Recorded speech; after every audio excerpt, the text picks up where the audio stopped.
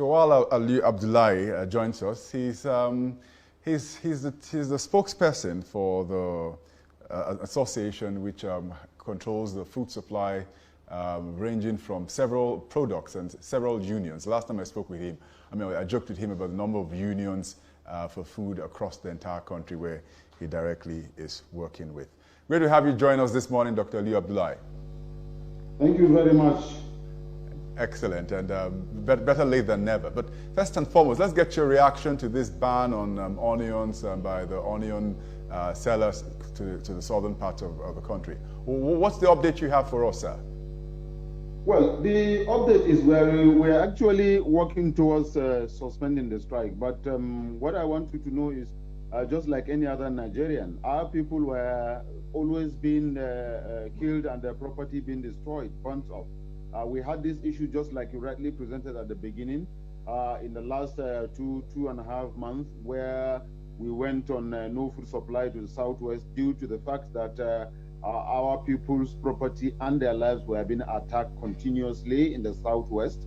Like you are aware, the goats, sheep, cows, the tomatoes, onions, and other consumables were destroyed, vehicles burnt, and the owners of the properties or the transporters were killed. The same thing happened again in the southeast, where our people were moving with palm oil. The vehicle was arrested, and then the owners of the vehicle were killed, the property destroyed.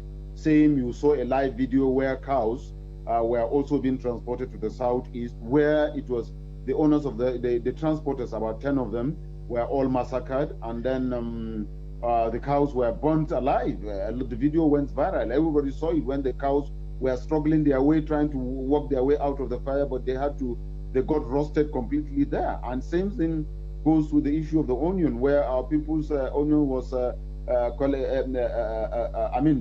if you like, abducted, and then the people were also sent into the bush and killed, and then the onions were distributed to people. We cannot continue to have this kind of thing. The last time we had this, we tried to calm down our people not to go into any destructions of lives or property of our brothers that are in the southeast or southwest.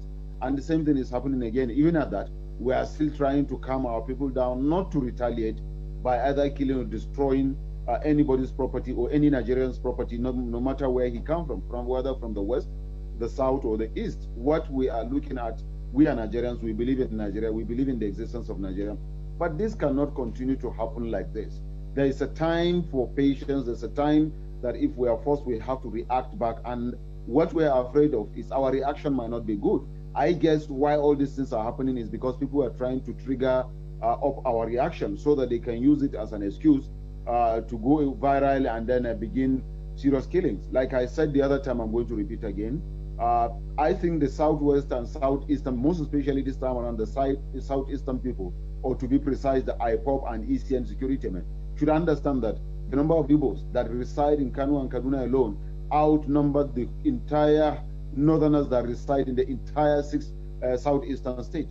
I repeat, the number of Igbos that reside in Kano and Kaduna alone outnumber the entire northerners that reside in the southeastern states. What more of the other 17 northern states put together, 19 northern states? And also, the property worth billions of naira that the southeastern people own in the north. An Igbo man owns a personal house in the north. An Igbo man owns a skyrocketed building that he is renting out, his personal property.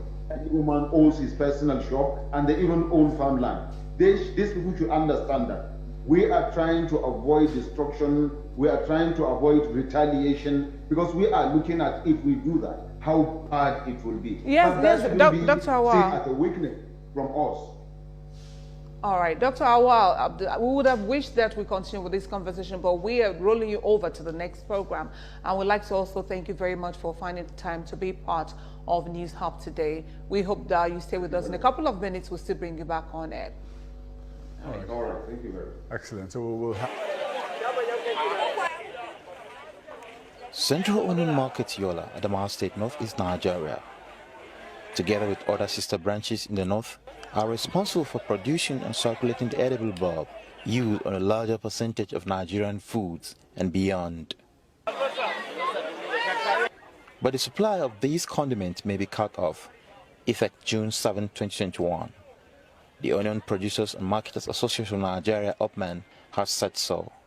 The association is particular about cutting off supply from the southern part of the country if federal government fails to hit its call over insecurity, which has made members reportedly lose over 4 billion naira. The chairman of the association in Adamawa State, Alhaji Saad Adamu, says the attack on their members, the commodity and the vehicles that convey them down south for supply is a reason big enough to scare them from sustaining the long-standing socio-economic relationship. The security of our lives are not guaranteed, as well as that of our goods and vehicles we use in doing the supply. How can business be as usual if a section of the country suddenly turns hostile to a harmless business line such as onions? Saad, who is saddened by the ugly development, said this is capable of plunging the country into another civil war if not checked properly and fast by the government.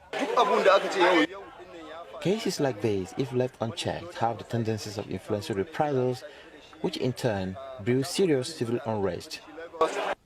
On their stand on the threat to boycott onion supply, the chairman explained that they are waiting to hear the next instruction from its national leadership. We will go on the blackout if our national leadership directs us to. The public relations officer of the Association for Adamawa State, Basiru Mohammed, added that it is dangerous for one section of the country to threaten the business of others from another section, as this might get out of hand should reactions meet these actions. It could be recalled that in recent times, the price of onions skyrocketed from just about 20,000 naira a bag to nearly 100,000 naira in less than a year.